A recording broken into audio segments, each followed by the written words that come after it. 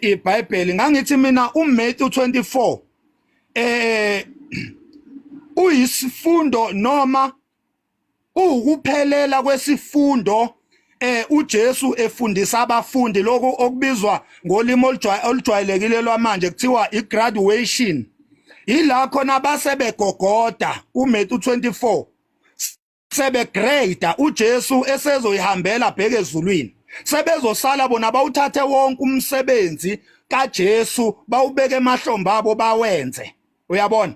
So le ambuzo abayibuza uJesu lapha nalawa ama-answers uJesu abaphendula ngawo lapha yana are the last answers of isifundo sabo seChristology befunda ngoKristu kuye ngqo uKristu.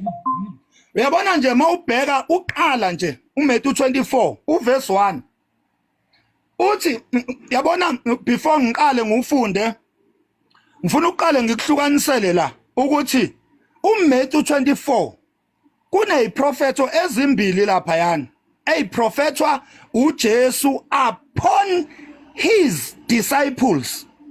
Isiprofeto sokuqala iles propheto lesi esi-reference yo gobhozi uma bekhuluma ngokuthi uJesu sabuya bese bethi ngo-70 AD kwabhidlika noma kwadestroyeka iJerusalema. That was a sign of that was a return of Jesus Christ. Bathi ithempeli labhidlika okwakuwukususa ubugugu buka Israyeli zonke izizwe sezingena kwimesi yokuthi zonke seziligugu kuKristu.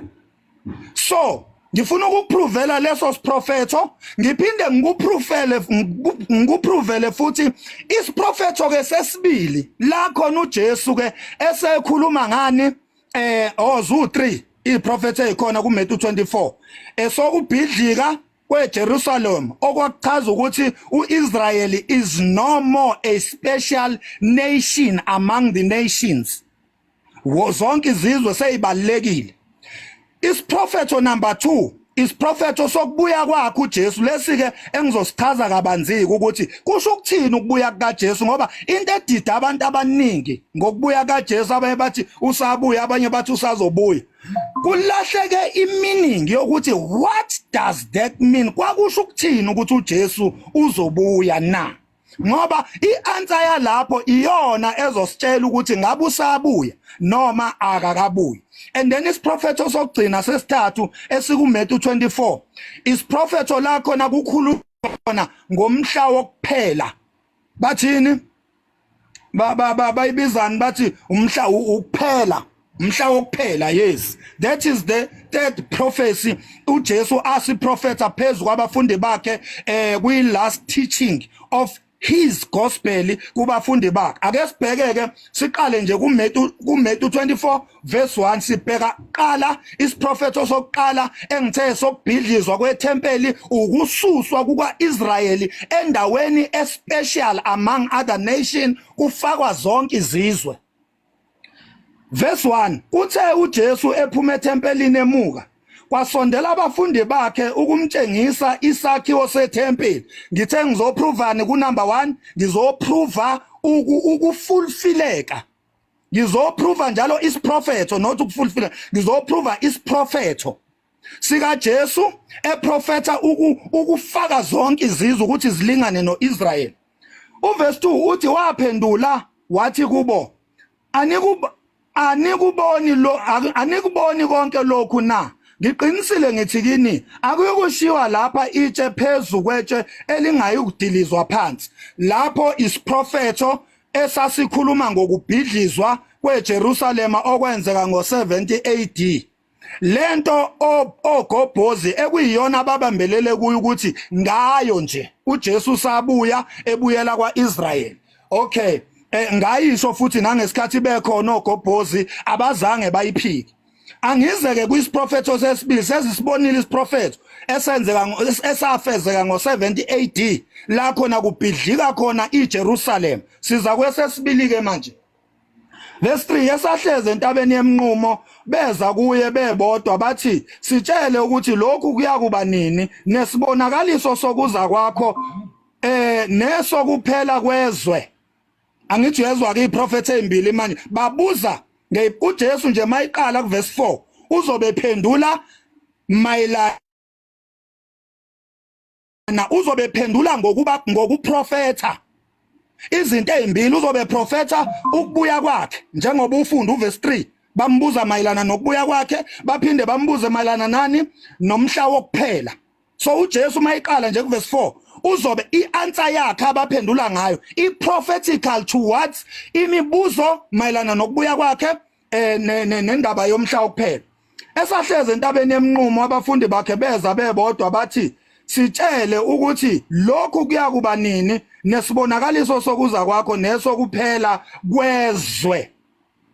Ngifuna uunderline lapha lokhu kuyakuba sitshele ukuthi lokhu kuyakuba nini nesibonakaliso sokuza kwakho undermine lapha nesokuphela kwezwe undermine again thiwani underline hey sorani bafowethu underline not undermine underline nesokuphela kwezwe siyakuba nini na.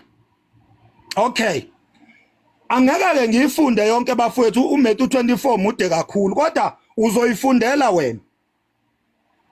uJesu waphendula kubo wathi qaphelani ningadukiswa umuntu. Uma eqala nje uverse 4 angithi uJesu uphendulani uphendula mayelana nokubuya kwakhe kanye nomhla wokuphela. Mayiqala nje uthi ningadukiswa. Sabeyazi ke abazalwane ukuthi makukhulunywa nje ngokudukiswa that is a wrong preaching, that is a false preaching.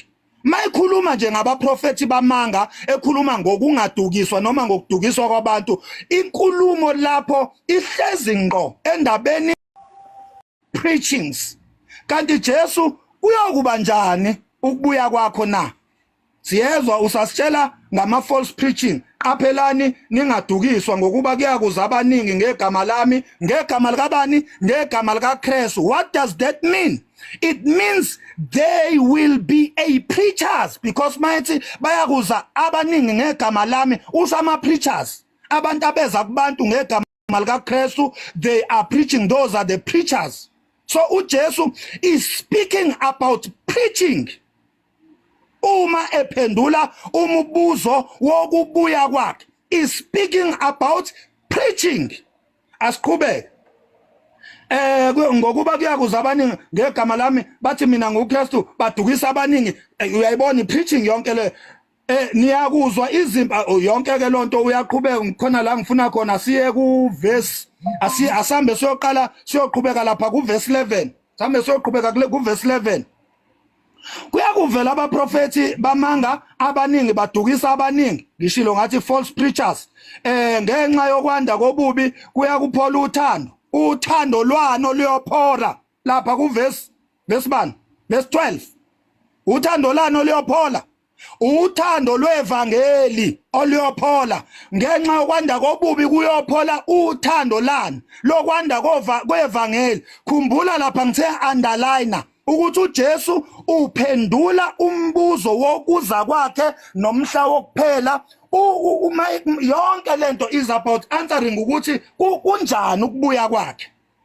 Uverse 13 ke nanga ukuthi kuyophola uverse 12 kuyophola uthando kodwa okhuthazela kuze kube sekupheleni nguyena oyosindiswa. Okhuthazela kwini? Okhuthazela kwini? Okhuthazela evangelini. Kuverse 12 kuyophola uthando lwani lwevangeli. Okhuthazela kuphi? Evangelini. Uyokwenza njani? Uyosindiswa. Okay asiqhubeke verse 14. Lalela uverse 14 lalelisisa uverse 14. Leli vangeli lombuso lale yabona ku verse 14 uverse 14 uhlala ngqo kwi answer kuya kuba njani Jesu ukubuya kwakho. Lalela uverse 14. Leli vangeli lombuso liyakushunyayelwa ezweni lonke kube ngubufakazi ezizweni zonke andukuba kufike nothi ukubuya kwami umhla wokuphela. Niyawuzwa bafowethu njalo uverse 14 Istanding sika Max Makhanya mayelana nokubuya kukaJesu. Ukubuya kukaJesu bafowethu ukushunyayelwa kwevangeli. Uma ngabe ivangeli lishunyayelwa ukubuya kukaJesu lokho ayekhuluma ngakho esezohamba esebanikezile ihluthulelo esebagcobile wabapromota to the apostleship position wayesethi hambani niyoshumayela maqedwe wabaprohibitha wathi kodwa ningaqali niye kwabezizwe futhi ningayi naseJerusalem qalani endlini kaIsrayeli. Uma esuka lapho la kwi-graduation day esezohamba usethi ukubuya kwami kuverse 14 ivangeli lombuso liyashunyayelwa ezweni lonke kube ngubufakazi ezizweni zonke andukuba kubuye umhla wokuphela. After nje ukushunyayelwa kwevangeli ukufa ayikho enye into bafethu. Uma ngabe ivangeli selishunyayeliwe into elandela lapho ukufa umhla wokuphela. Umhla wokuphela lo okukhulunywa ngawo ukufa komuntu noma kwabantu lokho. Umhla wokuphela ukufa komuntu noma kwabantu. Akukona ukubhujiswa komhlaba kuthi umhlaba uyobhubha kuyovutha umlilo noma kunetha imvula ayikho lona. Umhla wokuphela ukuphelelwa kwezinsuku zakho emhlabeni usaphila sekufike umhla wokuphela kuwe ngoba sewufile. Ukufa kwabantu noma komuntu umhla wokuphela okwenzeka after kushunyayelwe ivangeli esaphila. Okubuya kukaJesu uJesu kukhona abantu abalithi mashunyayelwe ivangeli bamamkele ubuyile kulabo bantu. Wele network nisangizwa ngisezwakala kodwa ngisekhona la. Hayibo amen. Abafethu yini manje network kwenzakalani la? Ukhona Max. Okay. Ngizwa kahle nginqamuke bafethu. Simuva clean. Yes. Umhla wokuphela bafethu ukufa. Into oqala yenzeka empilweni yomuntu njoba siphila nje kule generation yethu. Ivangeli liyashunyayelwa koma TV, ema radioweni all over ukubuya uma nje kushunyayelwa ivangeli. That is a second coming. First coming was the introduction yevangeli okwenzeka entabeni eGolgotha la khona uJesu awuphelelisa umsebenzi we-introduction wawuphelelisa ngokuchitheka kwegazi lakhe eGolgotha. Kwakuphelelisa ukuchitheka kwegazi likaJesu kwakuphelelisa umsebenzi we-introduction of his gospel, and then preaching of the gospel is the fulfillment of his second coming. Second coming kaJesu yukushunyayelwa kwevangeli njoba sufunda uMatthew 24 from beginning. uJesu mayephendula nje uphendula ngendaba yama false preachers kuze kuyofika kuverse 12 la ekhuluma khona ngokuphola kothando lwevangeli. Verse 13 ukhuluma ngokukhuthazela evangelini. Verse 14 ukhuluma ngani? Ukhuluma ngokushunyayelwa kwevangeli ezizweni zonke andukuba kufiwe noma bafe abantu mhla wokuphela. Ngiyabonga.